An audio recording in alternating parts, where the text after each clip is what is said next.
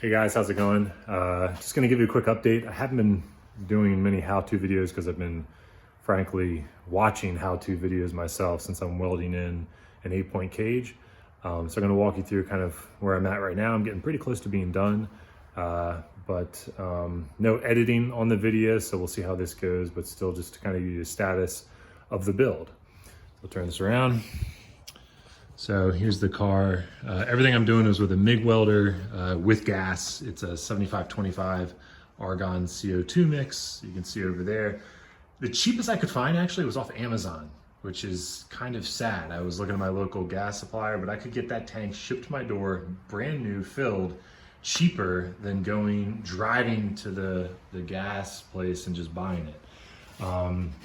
So one thing I recommend, get a heavy duty extension cord. I've been married to this kind of outlet over here, just kind of constantly trying to push the car tight to the corner to get it to reach the different areas I'm welding. So this is an 8-point cage I purchased off of S&W. I can't remember, it was like just under 300 bucks, kind of cheap. Mine is, I think they call it mild steel. It's not chromoly, which requires, I think, TIG welding. So it's a little bit heavier, but it's also cheaper, and you can use it with a MIG welder, which is what I have. So this is an 8-point cage. If you didn't know, 8-point refers to the points of connection to the body. So anywhere you're attaching it to the actual subfloor, being a unibody car, you're required to put a 6x6 inch plate, and it comes with the kit. One thing to note, if for some reason you wanted to bolt the plates, you have to put another plate underneath, but there's kind of detailed regulations in the PDF depending on what you're building the cage for. One thing to note, the bars are curved. This is fine for drag setup, but if you're looking at road course, look at those requirements, because a lot of times the rear bars need to be straight. Some neat things about the kit, it comes with a bent harness bar, and what's nice about that is it gives you more space for the seat. You'll see a lot of people, you'll have to cut the bars quite as short, install this. You see mine is back where the rear seats go. A lot of people put this right here. That's good if you're not 6'6". What's bad is I am 6'6", and I do not fit very well in the car as is, so I've moved it back. Now, will I be able to put the rear seats back in? No, these bars are going directly through where the rear seats would be, but I'll be nice and comfortable and have a lot of room. So all the bars come with a lot of the cuts already made. So like this main hoop up here and the intersection with the harness bar, it was like perfect. So I didn't have to notch any of that.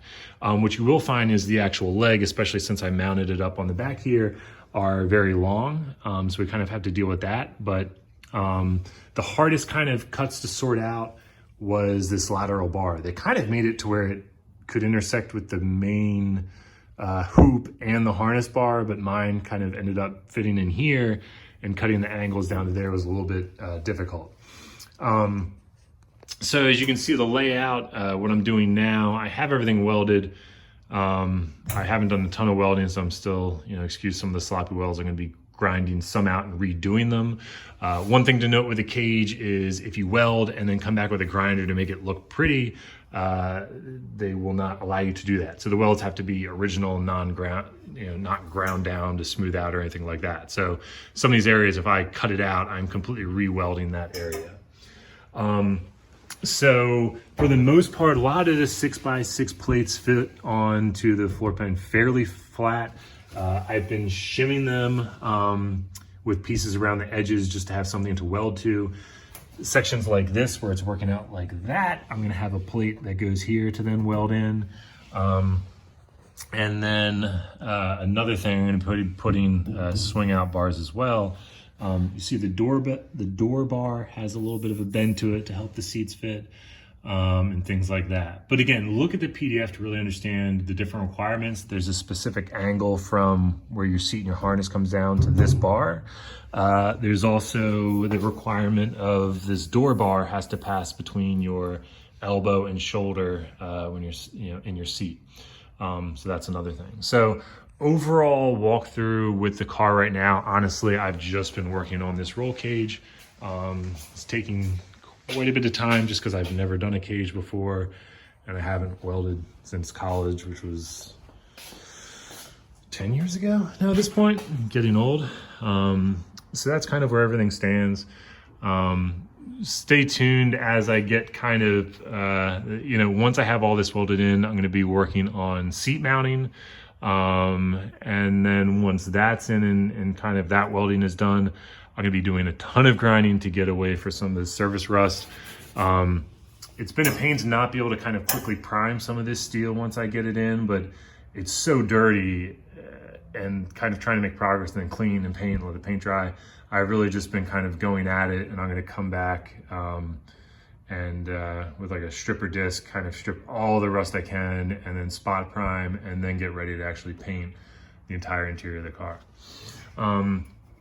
So that is pretty much where everything stands. If you have any questions, drop them in the comments. I'm happy to kind of help out and answer them. And if you're doing a cage, there's some good videos on how to notch tube steel to get it to kind of intersect with other tubes as well. I guess it's not called tube. Tube is like a box. It's more round bar, whatever you want to call it. So again, thanks for watching. Please subscribe, please hit the like, and I'll continue to kind of post up videos. Thanks so much, guys. Bye.